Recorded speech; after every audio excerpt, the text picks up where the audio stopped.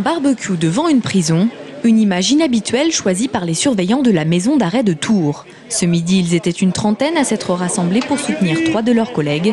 Ces derniers ont subi un rabaissement d'échelon suite au mouvement du 6 avril dernier, où ils dénonçaient notamment la surpopulation carcérale.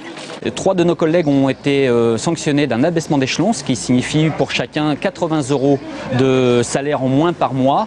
Au-delà de 3 collègues qui ont été sanctionnés, c'est bien évidemment 3 familles qui ont été sanctionnées. Disons que notre hiérarchie a préféré prendre des sanctions exemplaires afin de nous dissuader de tout mouvement ultérieur. Au-delà du mouvement de solidarité, les surveillants se sont aussi rassemblés pour dénoncer leurs conditions de travail.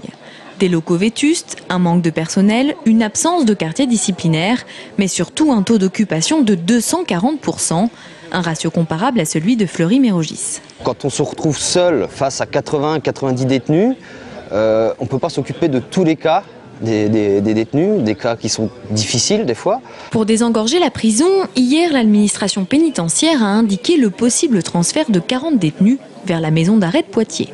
Ce transfert de 40 détenus, dans les faits, il n'y a encore rien de fait. Il y a des rumeurs, c'est un mouvement qui s'organise sur la longue durée. Pour l'instant, en l'état actuel des choses, rien n'est fait. Pour le moment, la prison de Tours compte donc toujours près de 270 détenus.